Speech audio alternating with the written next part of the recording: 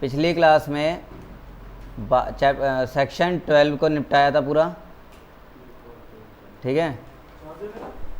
Section 12 निपटा दिया था पिछली क्लास में, पूरा ही निपटा दिया था शायद मेरे ख्याल से। हाँ, ये सेक्शन 11 और यहाँ था सेक्शन नंबर 12।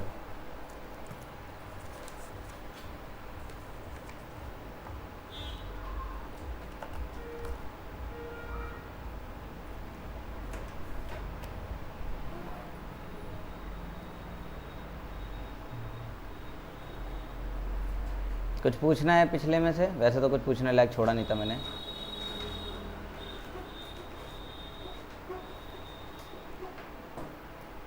हाँ, थोड़ा सा यहाँ से आगे रहता है। तो सेक्शन 12 में रजिस्ट्रेशन की बात आई थी, इनकॉर्पोरेशन बाय रजिस्ट्रेशन। तो इनकॉर्पोरेशन के लिए बात थी कि when the requirements imposed by clause B and C of subsection 1 of section 11 have been complied with.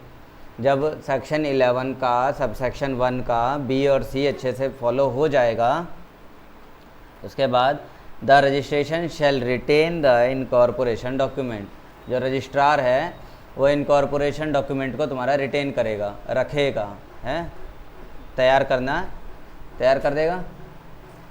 And unless the requirement imposed by clause A of that subsection has not been complied with, और तब तक जब तक कि clause A तुम्हारा पूरी तरह से कंप्लीट नहीं करते हो तुम, तब तक वो रिटेन करेगा, है ना। Shall be he shall within a period of 14 days, और क्लॉज ए कंप्लीट होते ही, हैं, क्लॉज ए के कंप्लीट होते अगले 14 दिन के अंदर रजिस्टर द इनकॉर्पोरेशन डॉक्यूमेंट। तो जो रजिस्ट्रार है आपके इनकॉर्पोरेशन डॉक्यूमेंट को रजिस्टर कर देगा, ऑथेंटिकेट कर देगा, and give a certificate that the LLP is incorporated by name specified therein. और ये भी एक सर्टिफिकेट दे देगा कि LLP जो है वो रजिस्टर्ड हो गई है, उसी नाम से हुई है जिस नाम से लिख के दिया गया है, ठीक है। तो आगे सेक्शन 12 में थोड़ी बहुत बातें और देख लेते हैं ज़रा। ये वाली बात,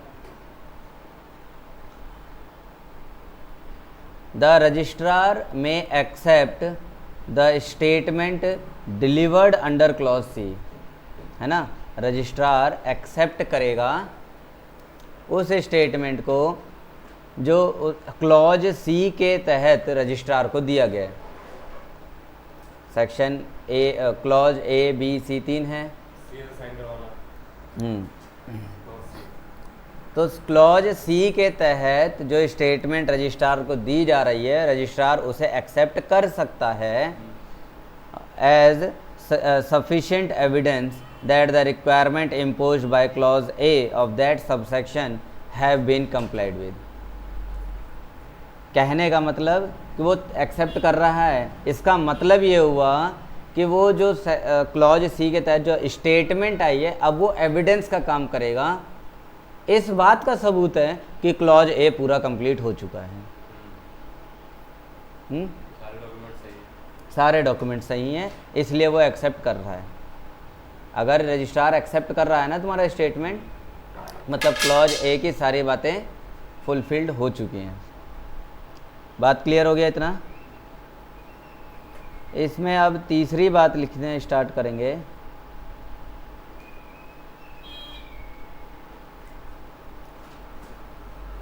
the certified under clause B of subsection 1 certificate होगा, यहाँ सर्टिफाइड लिखा हुआ है, सर्टिफिकेट लिख देना, थोड़ा ये राइटिंग में गलती आ गई। Certificate shall be signed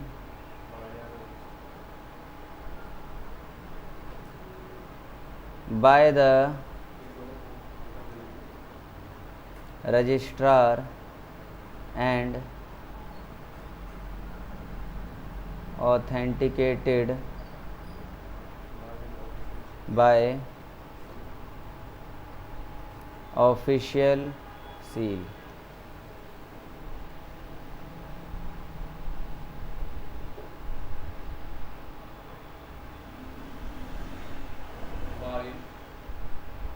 certificate under clause B of subsection 1 shall be signed.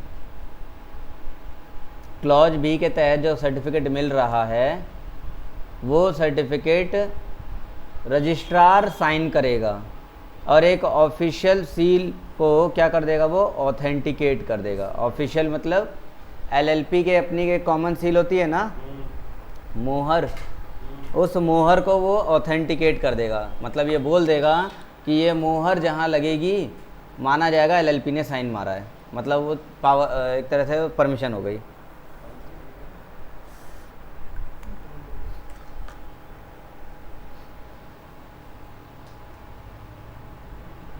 बात क्लियर हो गई। तीसरी, चौथी बात, the certificate shall be conclusive evidence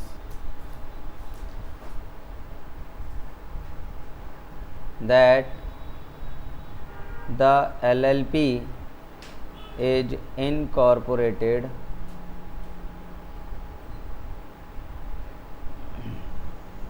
by the name specified therein. अब वो जो सर्टिफिकेट है वो एक कंक्लूसिव एविडेंस है, मतलब पूरी तरह से एक सबूत का जो है एक नमूना बन सकता है एक एलएलपी का, है, जो हमें साफ साफ बता रहा है कि एलएलपी इनकॉर्पोरेट हो चुकी है, जो नाम उसमें लिखा गया है उसी नाम से वो रजिस्टर्ड हुई है। ये था सेक्शन 12 पूरा कंप्लीट।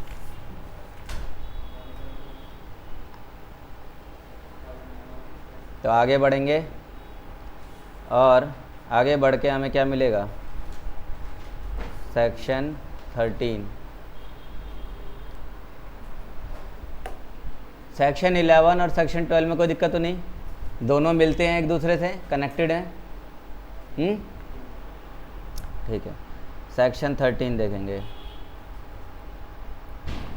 जो हमें बता रहा है registered office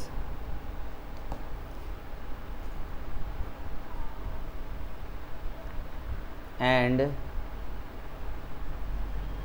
change therein।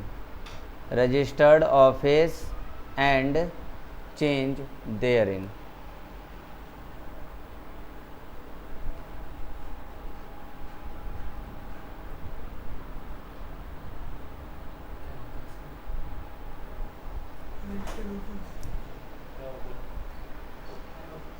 Registered office के बारे में देखना है तो लिखेंगे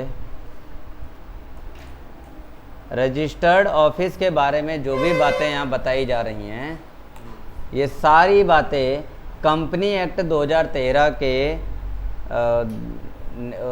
क्लॉज के अकॉर्डिंग है।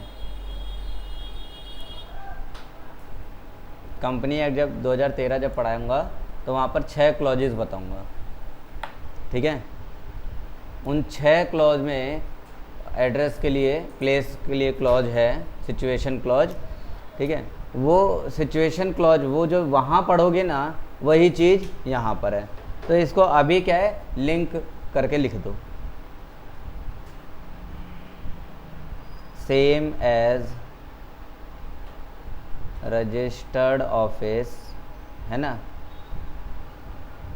इसे हिंदी में आरओ कहेंगे। क्लॉज ऑफ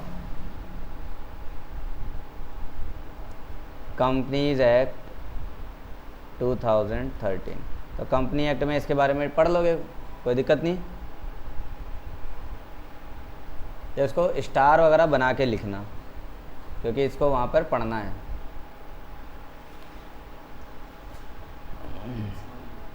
अभी बस इतना समझो, शॉर्ट में बस इतना समझ लो कि एलएलपी जब रजिस्टर्ड करवाया जाता है तो एक रजिस्टर्ड ऑफिस रखना कंपलसरी है और उसका एड्रेस अपने रजिस्ट्रार को देना पड़ेगा, जो कि हमने पीछे क्लॉज सेक्शन 12 में देख लिया है ना। If LLP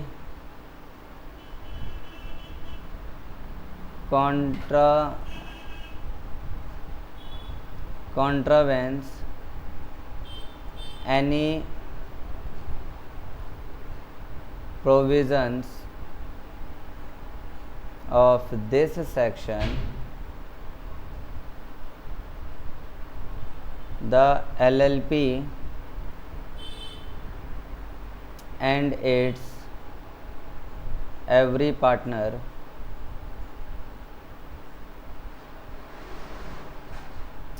shall be punishable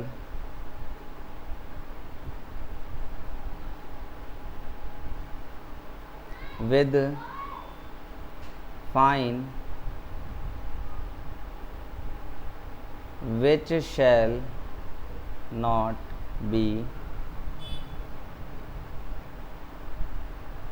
less than rupees 2000 but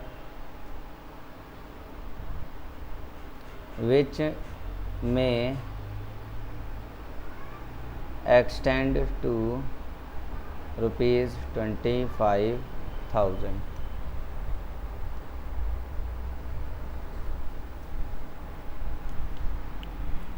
section 13 को अगर नहीं माना गया, कोई बात जो सेक्शन 13 बोल रहा है वो नहीं मानी गई है, तो एलएलपी और उसके सारे पार्टनर पनिशेबल हैं।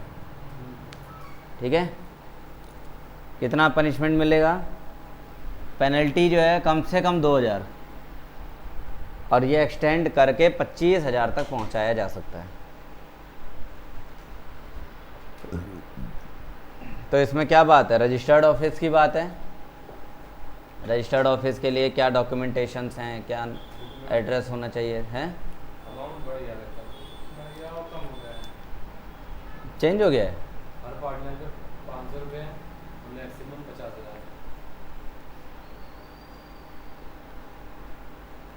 चेंज हो गया है, ये तो गड़बड़ हो गई। दिखाओ दिखाओ दिखाओ दिखाओ। थोड़ा सा अपडेट ना रहने के कारण दिक्कत हो गई।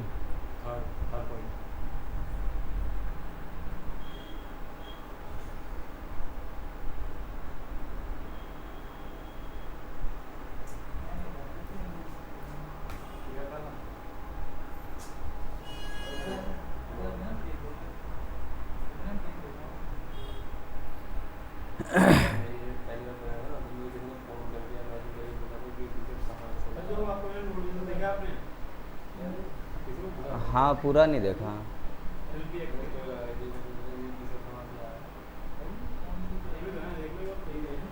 It's every partner shall be punishable with a fine of rupees 500 each day हैं, ड्यूरिंग विच। चलो यहाँ से ये बस चेंज हो गया ना, with a fine.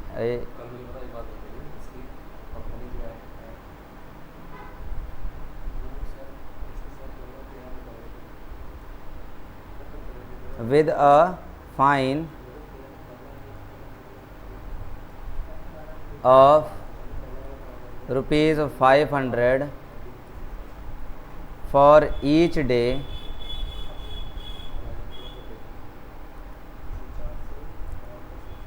during which the default continues, subject to a maximum of rupees 50,000 for the, यहीं तक लिख लो ये, LLP and its every partner।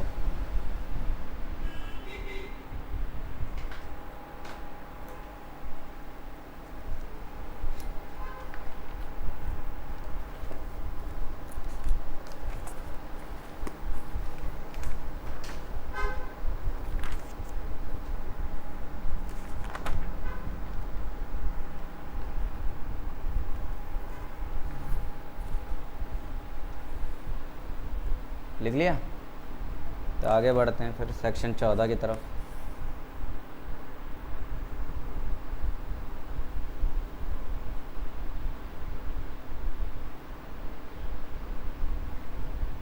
हो गया।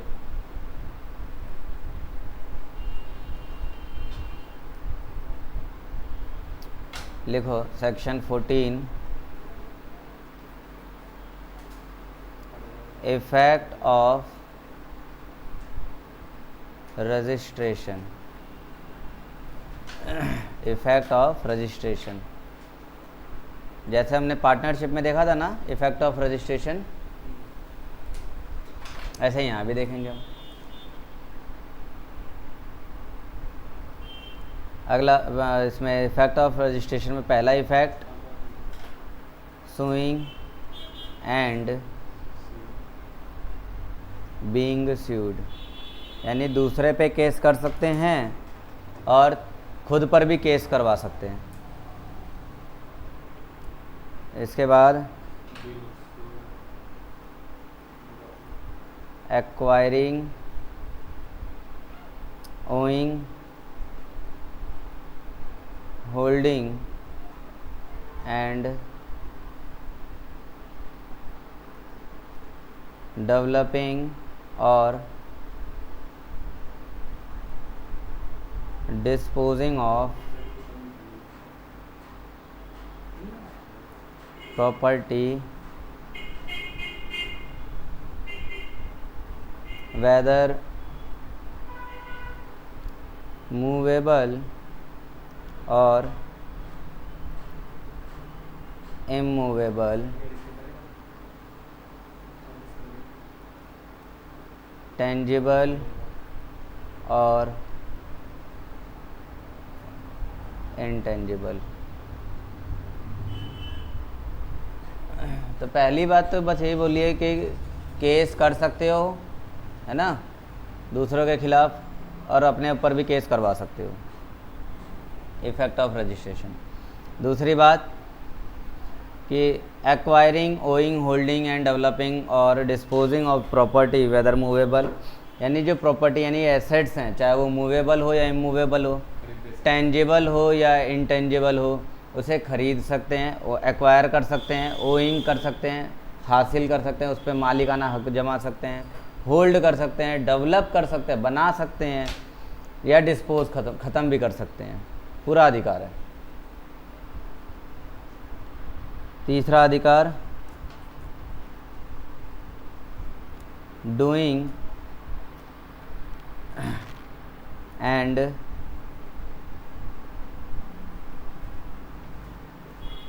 suffering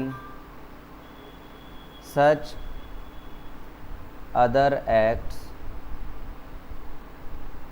and things as body corporate may lawfully do and suffer।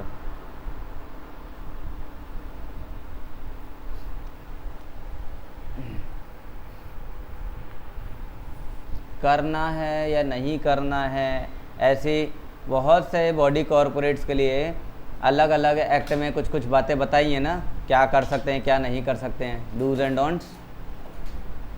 इसी तरह LLP के लिए भी कुछ डूइंग है और सफरिंग है, कुछ कर सकते हैं और कुछ नहीं कर सकते हैं।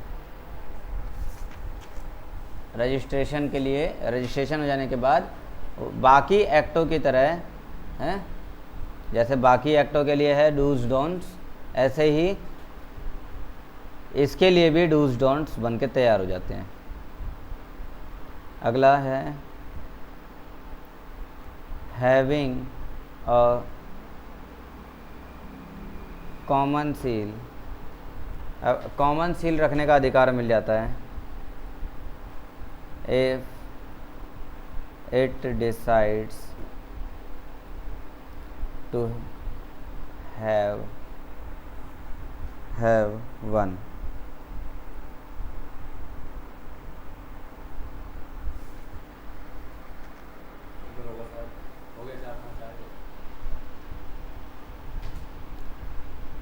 कॉमन सील रख सकता है अगर उसका मतलब आपस में डिसाइड कर लिया रखने के लिए। तो एक एलएलपी के नाम पे सारी चीज़ें हो सकती हैं, किसी पार्टनर के नाम पे नहीं हो रही हैं, ध्यान रखना।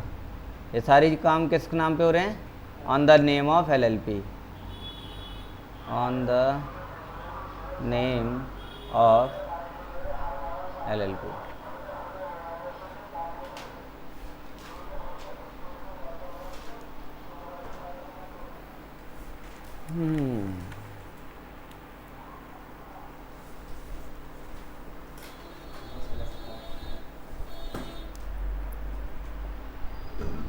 अब सेक्शन 15 पर आ जाएं।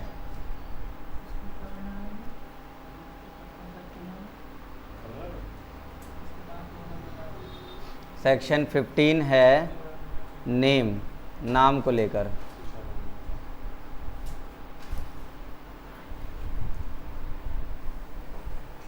सेक्शन 13 था रजिस्टर्ड ऑफिस को लेकर।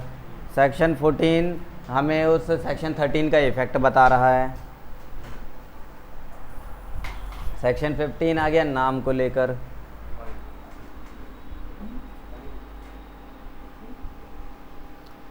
तो नाम के लिए बातें लिखेंगे। पहली जो इसमें नेम के लिए हम बात देख रहे हैं, देखो यहाँ नेम वाले बातें, जो बातें हम यहाँ देखने जा रहे हैं, तो फिर से सेक्शन 13 की तरह सेक्शन 15 है। सेक्शन 13 में हमने देखा कि रजिस्टर्ड ऑफिस के लिए कुछ जो बातें हैं, जो क्लॉज है, वो सारा कंपनी एक्ट का फॉलो हो रहा है।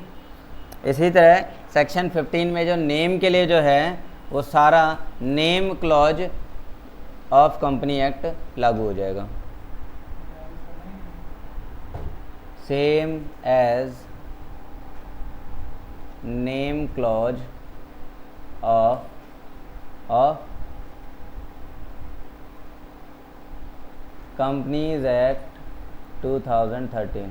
अच्छा, ये कंपनी एक्ट 2013 में एक जगह तुम पढ़ोगे मुआ,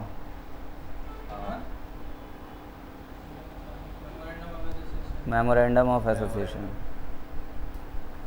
है ना। Difference between partnership and company में इसके बारे में बताया था मैंने।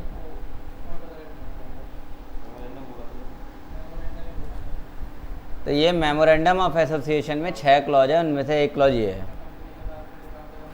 तो क्या बातें लिखी हैं, क्या बातें लिखी हैं? नाम के बाद एलएलपी लगेगा, हैं? एलएलपी एज सफिक्स, सफिक्स मतलब बाद में लगना। ठीक है जी, कोई दिक्कत तो नहीं किसी को? कोई प्राणी ऐसा है जिसको दिक्कत आ रही है? दूसरी बात,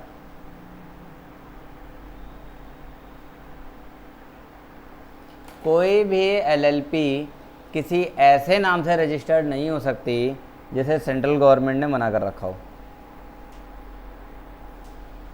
ठीक है ना। No LLP shall be registered by a name which in the opinion of the central government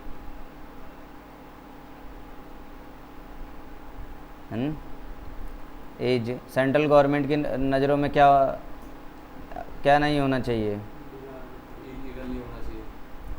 undesirable नहीं होना चाहिए, अनडिज़ायरेबल नहीं होना चाहिए, है ना। या फिर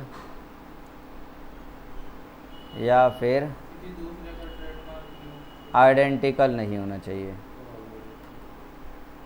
आइडेंटिकल।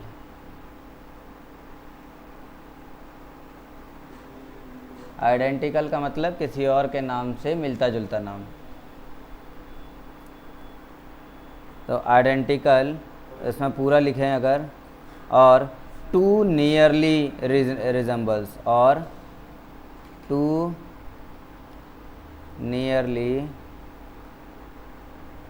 रिजेंबल्स। अब इसका मतलब तो गड़बड़ ये हो जाएगी ना फिर कि भाई हम तो नाम रख रहे हैं, अब किसी ने नाम रख लिया हैं, हमने नाम रख लिया तो ठीक है, मान लिया कि नियरली रिजेंबल नहीं होना चाहिए, लेकिन हमें कैसे पता चले कि हम जो नाम रख रहे हैं वो किसी और ने नहीं रखा है? हैं? अब जैसे मान लो किसी ने नाम रख दिया श्यामा का ढाबा, तो हम तो रख रहे हैं श्यामा का ढाबा। अब क्या पूरे भारत में घूमने निकले? कोई और तो नहीं है श्यामा का ढाबा या श्याम का ढाबा या शामू का ढाबा करके, कोई और तो नहीं है। ये लगभग नियरली रिजेंबल ही तो हैं ये सारे, तो बड़ी दिक्कत हो जाएगी ना। इसलिए एक कानून बनाया गया है, उस कानून के तहत यहाँ पर हम चलेंगे। वही बात लिखी है, too identical or too nearly resembles to that of any other LLP or a company or a registered trademark of any other person under the trademark act 1999। समझे जी? तो किसके अकॉर्डिंग चल रहे हैं हम? Trademark act 1999। कोई होता है ना अपना ट्रेडमार्क बना देता है नाम को लेकर, तो अगर उसे ट्रेडमार्क एक्ट में रजिस्टर्ड करवा दिया है और हम अपना कोई नाम लेकर आए हैं रजिस्टर्ड करवाने, तो ट्रेडमार्क एक्ट में वो पकड़ा जाएगा। ठीक है, रजिस्ट्रेशन के लिए जैसे ही नाम चढ़ाया जाएगा वो एरर आ जाएगा, the name is already exist. समझे कि नहीं? तो ये या अनडिज़ायरेबल नहीं होना चाहिए या फिर आइडेंटिकल नहीं होना चाहिए। कोई दिक्कत तो नहीं?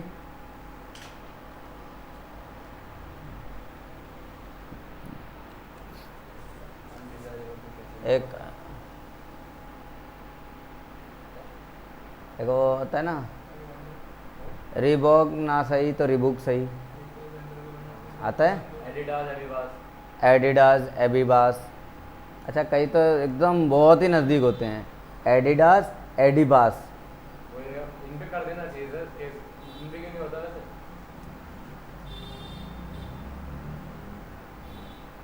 बहुत नज़दीक है, ये तो बहुत ज़्यादा है।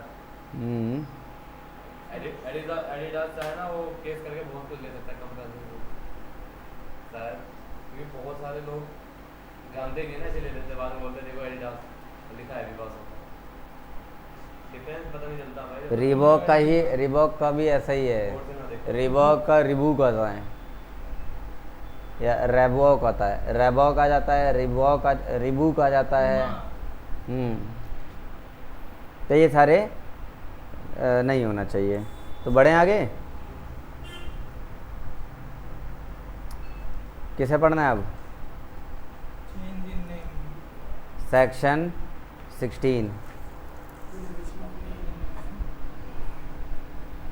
सेक्शन 16 है रिजर्वेशन ऑफ नेम। नाम के रिजर्वेशन की बात करी जा रही है यहाँ।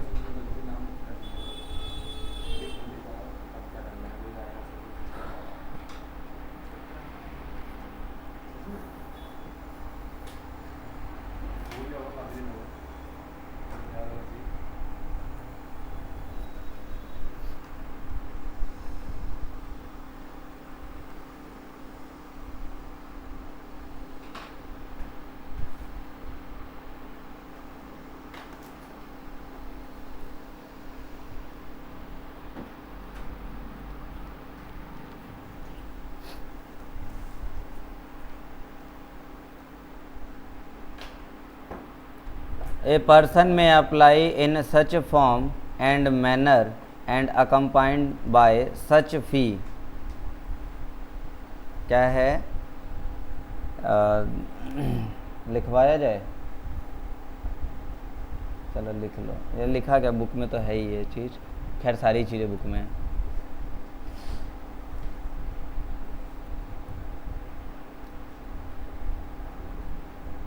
यहाँ पर भी कुछ कंपनी एक्ट की ही बात है जो कनेक्ट कर देता मैं, लेकिन वो थोड़ा सा टेक्निकल है इसलिए लिखवाना पड़ रहा है।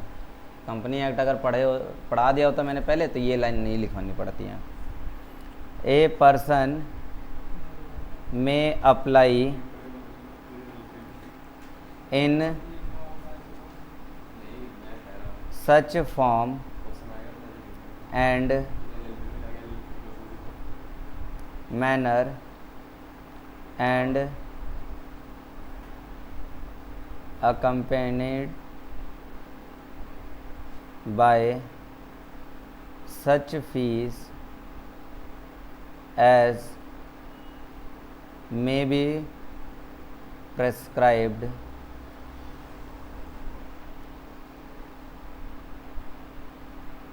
to the registrar accompanied registrar for the reservation of a name set out in the application as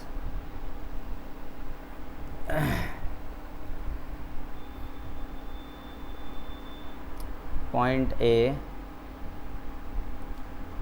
the name of a proposed LLP or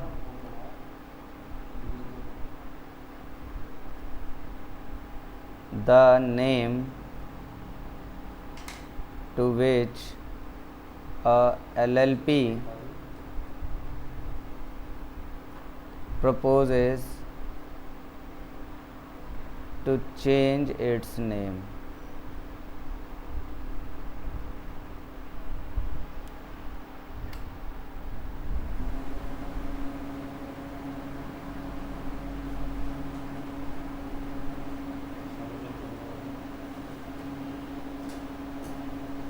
उसको रोटेशन में लगा लो।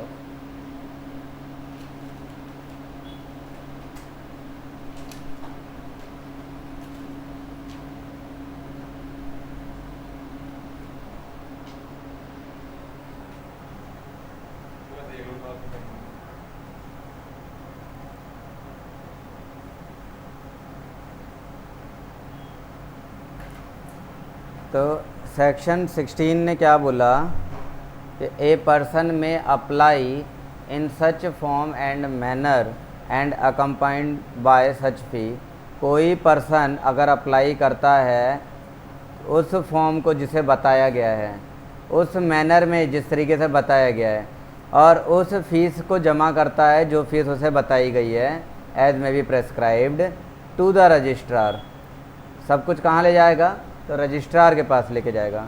For the reservation of a name, अगर नाम के reservation के लिए जाता है तो set out in the application as the name of the proposed LLP।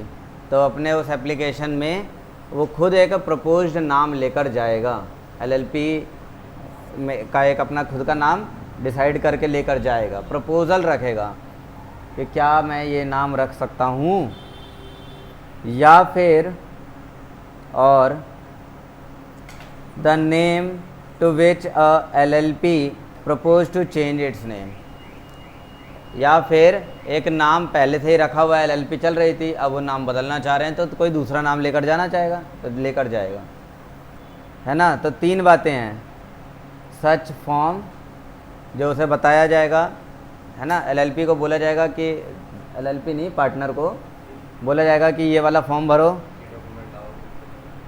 इस तरीके से भरो, ये डॉक्यूमेंट वो डॉक्यूमेंट सारी चीज़ें लेकर आओ और इतनी फ़ीस लेकर आओ और ला के रजिस्ट्रार को जमा कर दो। और फॉर्म में क्या लिखा होना चाहिए? प्रपोज्ड नेम ऑफ LLP, या फिर तुम्हारा अपना पुराना LLP चल रहा था तो नया नाम उसमें डिसाइड कर रहे हो तो वो नया नाम लिख दो। कोई दिक्कत तो नहीं यहाँ तक? ईजिली समझ में आ रहा है? हाँ ये तो काफ़ी सेक्शन 17 लास्ट। अभी कहाँ से लास्ट? इतनी जल्दी लास्ट बिछाओगे? हाँ इसमें एक वो है याद है।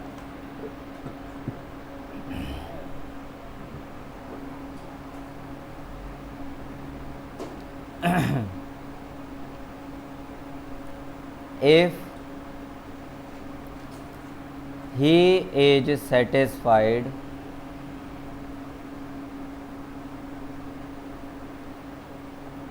rules prescribed by central government that the name to be reserved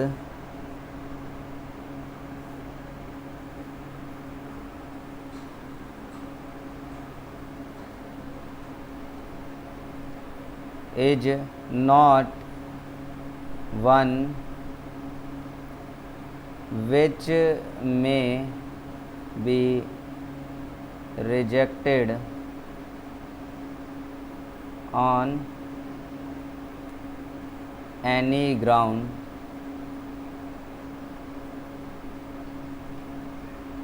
referred to in subsection 2 of section 15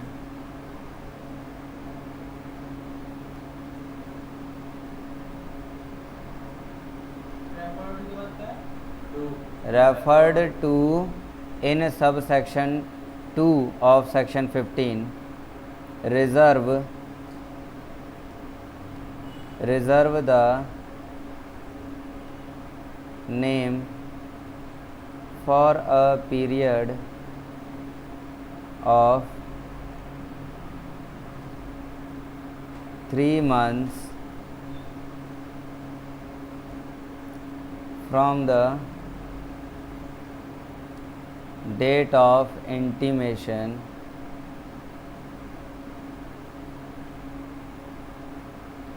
by the registrar.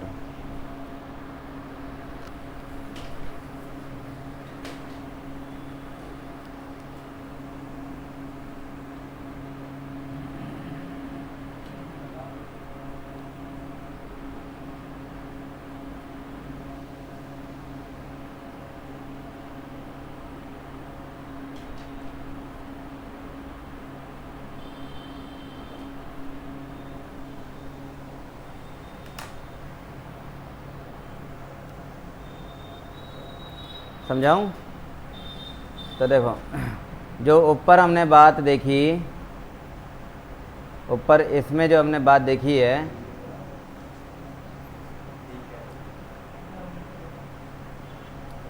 उसी के अकॉर्डिंग अगर रजिस्ट्रार सेटिस्फाई हो जाता है तुम्हारे डॉक्यूमेंटेशन से, ऊपर जो सारी चीज़ें मांगी गई, फॉर्म मांगा गया, मैनर मांगा गया, फीस मांगी गई, उन सारी बातों से रजिस्ट्रार सेटिस्फाई हो जाता है और वो फिर ये देखता है कि सेंट्रल गवर्नमेंट के रूल्स के अकॉर्डिंग तुमने ऐसा कोई नाम नहीं रखा है जिसे गवर्नमेंट ने रिजर्वेशन में रखा हो, मना कर रखा हो कि नहीं रख सकते, रिजेक्ट कर रखा हो, ऐसा कोई नाम तुमने नहीं रखा है, मतलब सब कुछ ठीक है, ठीक। On any ground refer to subsection 2 of the section 15 reserve, तो ऐसे केस में रजिस्ट्रार तुम्हारा नाम रिजर्व कर देगा 3 महीने के लिए, 3 महीने के लिए रिजर्व कर देगा। बात क्लियर हो गई? तुमने ऐसा कोई नाम नहीं रखा है जिसे सेंट्रल गवर्नमेंट ने मना कर रखा हो, रिजेक्ट मार रखा हो, सेंट्रल गवर्नमेंट ने बोला हो कि ये रिजर्व नाम है, केवल हम रख सकते हैं, तुम नहीं रख सकते, है ना, ऐसी कोई बात नहीं हुई है, तो रजिस्ट्रार तुम्हारा नाम रजिस्टर कर देगा, रिजर्व रख लेगा, रिजर्वेशन के रूप में रख लेगा 3 महीने के लिए। और ये 3 महीने कब से गिने जाएंगे? From the date of intimation by the registrar. Registrar बोल देगा कि हाँ तुम्हारा नाम मैंने रिजर्व रख लिया है, उस दिन से 3 महीने तक 3 महीने के लिए रिजर्वेशन आ गया मतलब वो नाम अब और कोई नहीं रख सकता। अब बात ये आती है कि 3 महीने के लिए क्यों है, एलएलपी 3 महीने के लिए चलेगी क्या? तो 3 महीने के लिए क्यों किया है? क्या ये वो एक चेकिंग टाइम रहता है कि ठीक है तुमने अपना जो नाम है सरकार के द्वारा प्रोहिबिटेड नेम नहीं रखे हैं, गवर्नमेंट के द्वारा रिजेक्टेड नाम नहीं रखे हैं, गवर्नमेंट द्वारा रिजर्व्ड नाम नहीं रखे हैं, ठीक है मान लिया, नाम बहुत हो लेकिन कॉपी कैट तो हो सकता है। तो इसके लिए 3 महीने का टाइम चाहिए कि हम बैठकर चेक करें, है ना। रिजर्वेशन इसीलिए दिया जा रहा है। हाँ बात यह है कि अब अगर नेक्स्ट 3 महीने में कोई और सेम नाम का रजिस्ट्रेशन आया तो हम उसको मना कर देंगे कि ये नाम, इस नाम से पहले से ही एप्लीकेशन है हमारे पास। क्लियर हुआ? सब कुछ सही रहेगा तो after 3 month you will be LLPN।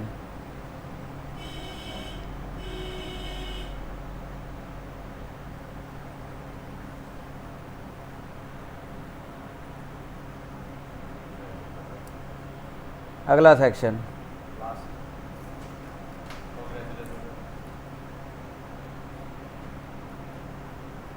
इसका कौन सा पढ़ेंगे? Company change of name of LLP। नाम बदलना चाह रहे हो, नाम बदलना चाह रहे हो, क्या करोगे? बदल दोगे?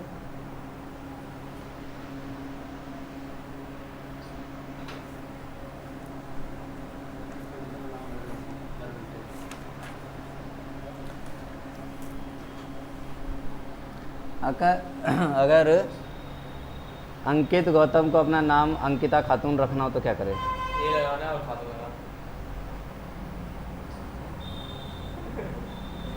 ज़्यादा फर्क नहीं है, ये और खाते गौतम का ही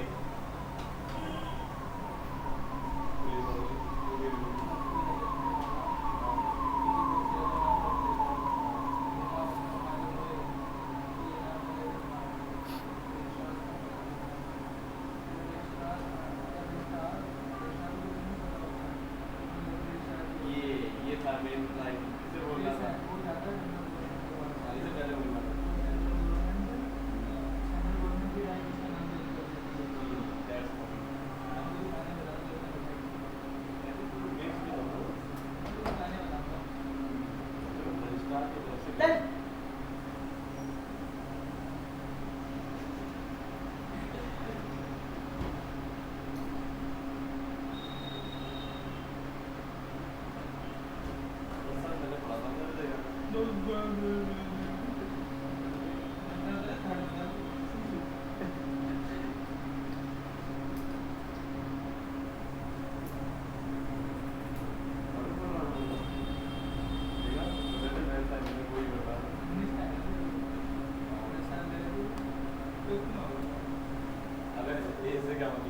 लिखो नाम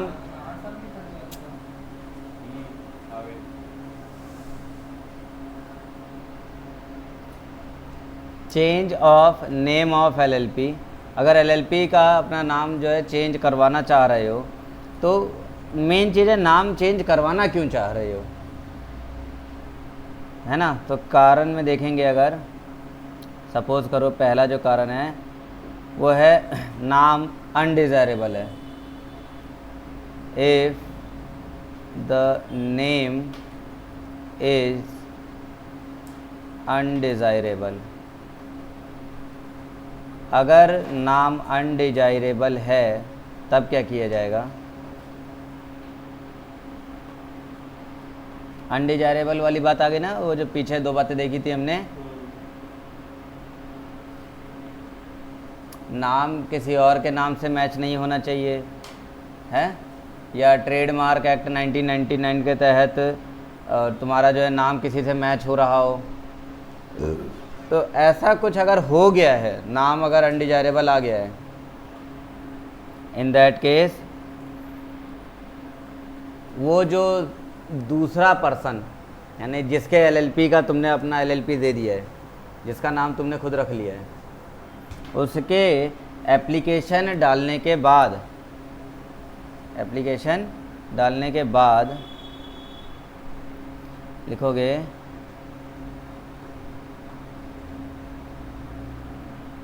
then on an application of such LLP or proprietor under the Trademarks Act 1999 as अरे एक मिनट आप पहले कहा गया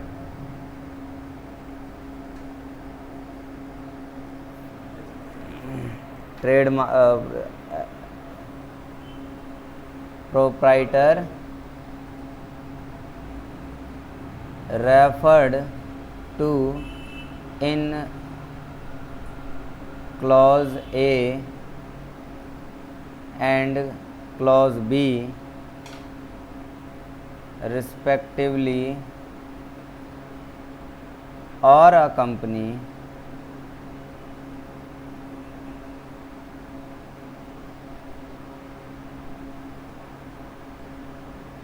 the central government may direct such LLP to change its name and the LLP shall comply with the said direction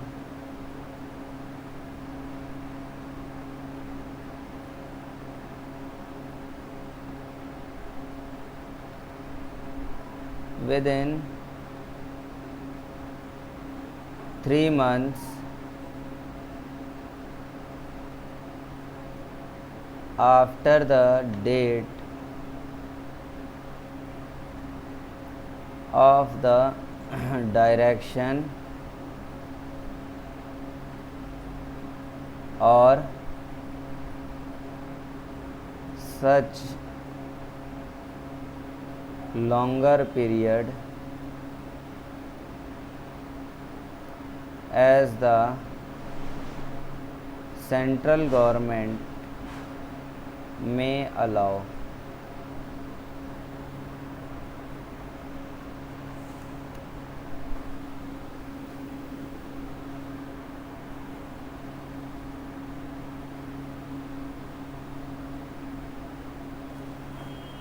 ये शायद इसमें भी चेंज आ गया है।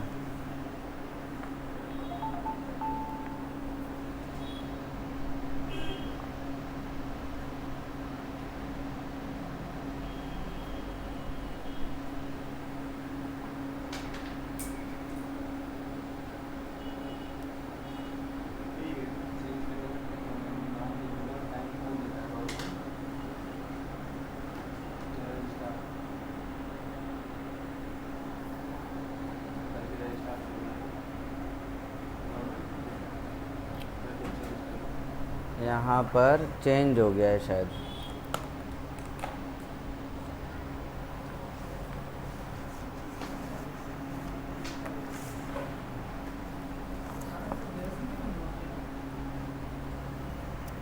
ये चेंज हो गया है, चेंज नहीं हुआ है, ठीक है। सेंट्रल गवर्नमेंट में direct that such LLP to change its name or new name within a period of 3 months from the date of issue of such direction.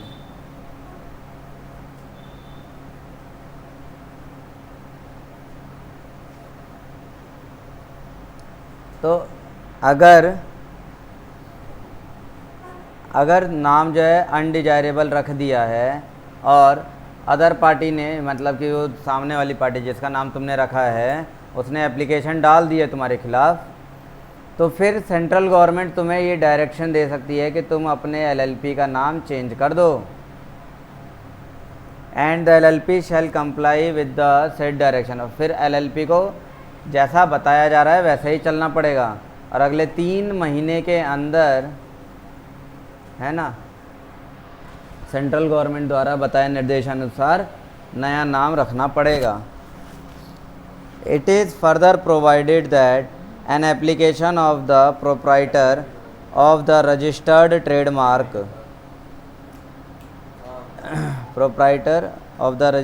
shall be maintainable within a period of 3 years from the date of incorporation or registration or change of name of the LLP under this act।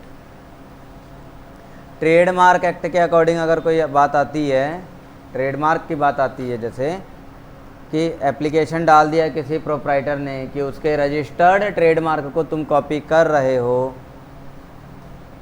हैं, तो फिर तुम्हें अगले 3 साल के अंदर from the date of incorporation और registration क्या करना होगा, चेंज कर देना पड़ेगा अपने एलएलपी में, तो अगले 3 साल के अंदर। तो अगर यहाँ पर रजिस्टर्ड ट्रेडमार्क की बात आती है, ट्रेडमार्क की बात आती है, कोई और प्रोप्राइटर जिसका ट्रेडमार्क रजिस्टर्ड है और तुमने वो कॉपी मार लिया है, तो क्या करना होगा, within a period of 3 year from the date of incorporation और रजिस्ट्रेशन, है ना। 3 ईयर ज़्यादा नहीं हो गया?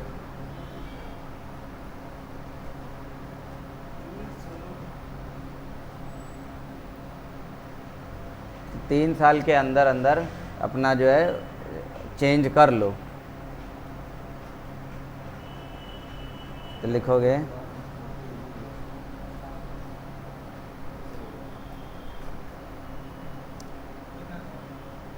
shall be maintainable within a period of 3 years from the date of incorporation, from the date of incorporation or registration or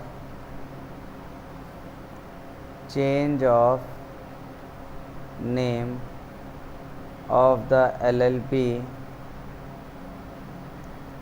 under this act. LLP का नाम तो बदल दिया है, ट्रेडमार्क नहीं चेंज किया है, ट्रेडमार्क पुराने वाले का ही रखा हुआ है, हैं, और उसने फिर कंप्लेंट डाल दी। तो जिस दिन कंप्लेंट डाली है उसके अगले 3 साल के अंदर मेंटेन कर लो अपना ट्रेडमार्क। समझे कि नहीं समझे?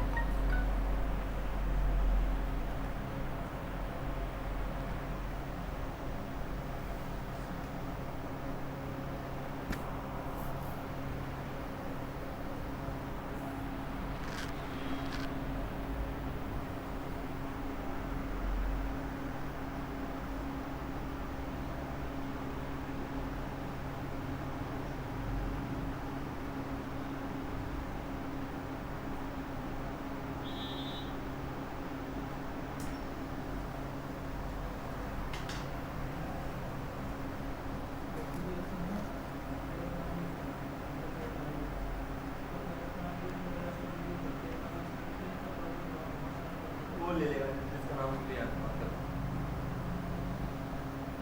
वो चाहे तो ले सकता है केस। चलो आगे देखो।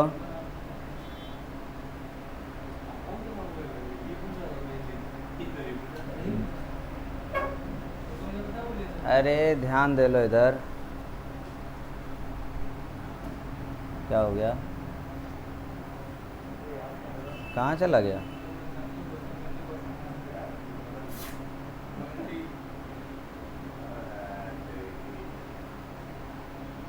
ये तो पहला पॉइंट था। ये तो पहला पॉइंट था। अब जानबूझ के तुम लोग परेशान कर रहे हो। दूसरा पॉइंट, अब पहला पॉइंट तो ये था कि अनडिजायरेबल नाम रख दिया था, तो उसे ठीक करने का तरीका क्या है। दूसरा पॉइंट ये है कि तुम अपने जो एलएलपी का है नाम खुद ही अपनी मर्जी से चेंज कर रहे हो।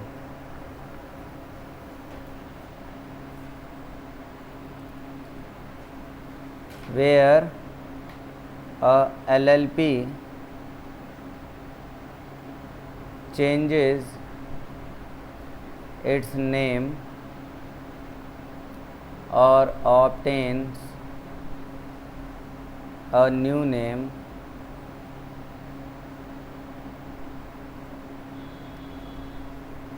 under subsection 1, it shall within a period of 15 days from the date of such change, ये ऊपर वाले के लिए ही बोला हुआ है कि ऊपर जो एलएलपी का नाम चेंज कर दिया, नया नाम रख दिया है, हैं, तो अब नया नाम रख दिया तो अगले 15 दिन के अंदर, इस चेंज के 15 दिन के अंदर तुम्हें क्या करना होगा, give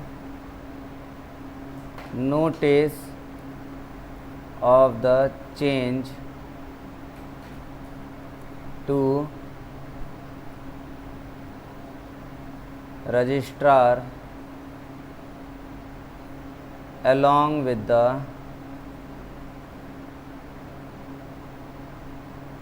order of the central government. Registrar के पास नोटिस भेजना पड़ेगा, है ना, और साथ में वो ऑर्डर भी देना है जो सेंट्रल गवर्नमेंट ने दिया था ना। और सेंट्रल गवर्नमेंट ने तो ऑर्डर दिए भेजा था, नाम बदलो अपना, रजिस्ट्रार ने थोड़ी बोला था।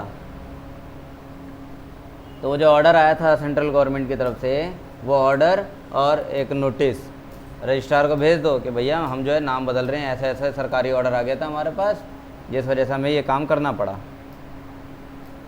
बात क्लियर हुई? And then who shall carry out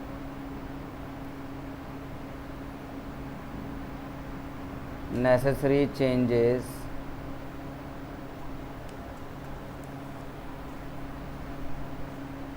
in the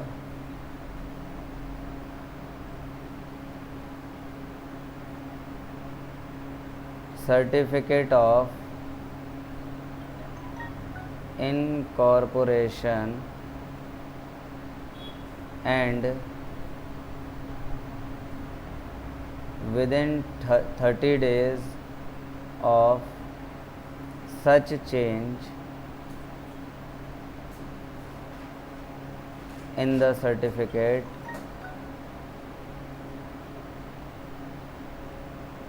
of incorporation,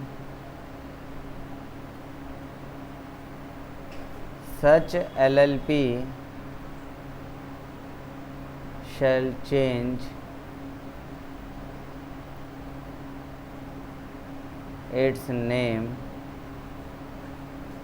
in the LLP agreement।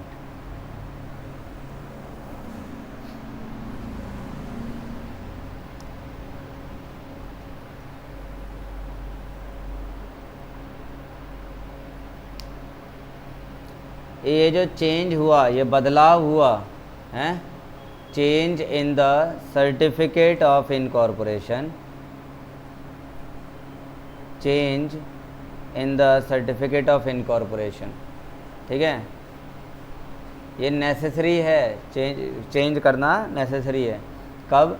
within the 30 days of such change in the certificate of incorporation, such LLP shall change its name in the LLP agreement.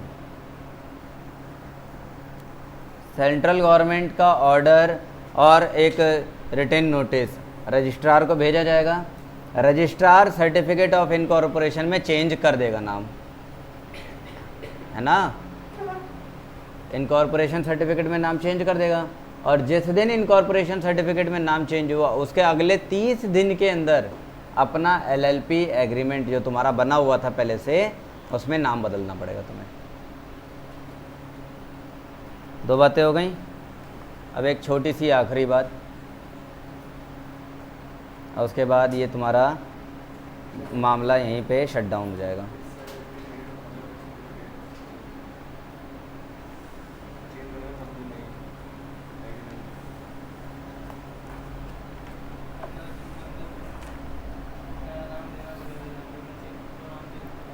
लिखो, if the LLP is in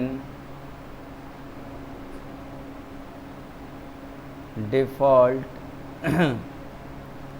in complying with any direction given under subsection 1, the central government shall allot a new name to the LLP in such manner as may be prescribed, and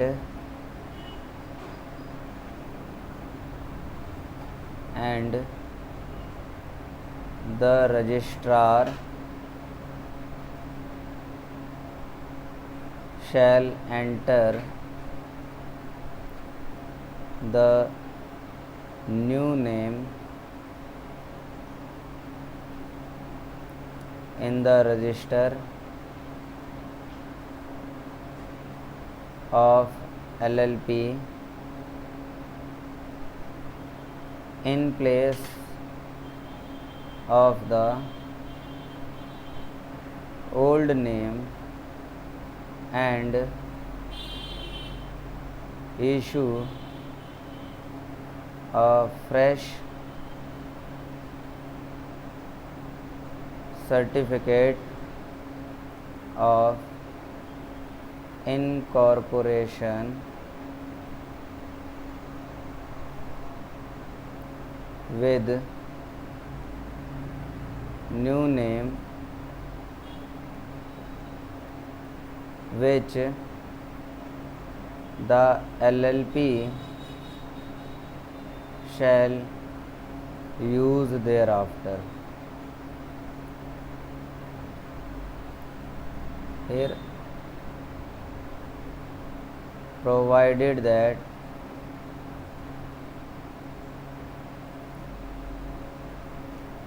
nothing contained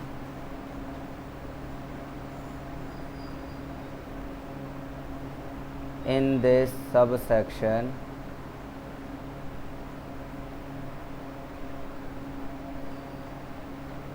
shall prevent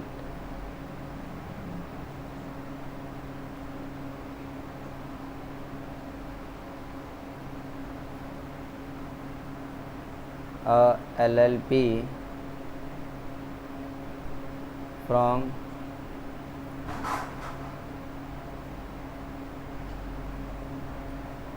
subsequently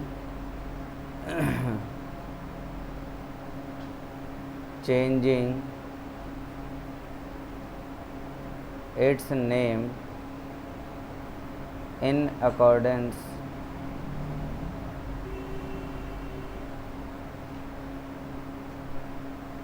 with the provisions of section 16।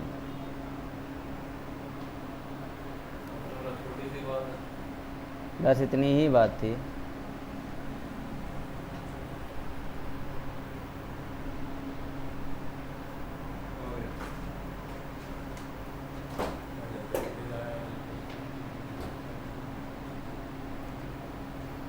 In default हैं LLP, if the LLP is in default in complying with any direction given under subsection 1, the central government shall allot a new name of the LLP in such manner as may be prescribed। ठीक है, कई बार इन default central government नाम दे देती है कि तुम अपना नाम ये रख लो। ठीक है, तो ऐसे केस में क्या होगा, registrar shall enter the new name in the register of LLP in place of old name and issue a fresh certificate of incorporation with new name. Registrar register में नया नाम एंटर कर देगा और सर्टिफिकेट ऑफ इनकॉर्पोरेशन नया वाला बना के दे देगा, which the LLP shall use thereafter, और उसी COI को सर्टिफिकेट ऑफ इनकॉर्पोरेशन को LLP अब आगे इस्तेमाल करता रहेगा। प्रोवाइडेड दैट, प्रोवाइडेड मतलब कुछ शर्त दिए, शर्त लगा दी, provided that nothing contained in this subsection shall prevent a LLP from subsequently changing its name in accordance with the provisions of section 16। Section 16 के प्रोविजंस को कोई इसमें आघात नहीं पहुंचना चाहिए। ठीक है, रिजर्वेशन ऑफ नेम वाला सेक्शन 16 को ध्यान में रखकर ही ये वाला काम होता है। सेंट्रल गवर्नमेंट कोई नाम अलॉट कर रही है तो बस वो ध्यान रखना है, प्रोवाइडेड कि सेक्शन 16 में जो बातें बताई गई हैं, nothing contained in this section sub section shall prevent LLP from the subsequently changing it's name. नाम बदल रहे हैं तो वो नाम नहीं आएगा जो रिजर्वेशन ऑफ नेम वाले बात आई थी सेक्शन 16 में। तो यहाँ आकर तुम्हारा ये सारा खेल ख़त्म हो जाता है, LLP का खेल ख़त्म हो गया। अगली क्लास में कोशिश किया जाएगा कि कंपनी को ख़त्म कर लें, शुरू कर लें। पहली बार सोचता था मैं लाइन में, ये खुश हो गया, मैं सोचता था, मैं देखे जा रहा था अब चेंज करोगे अपनी बात। मैं खुश हो गया कंपनी ने, सो लोग मैं देखे जा रहा हूँ क्या बोल रहे हैं एक क्लास में।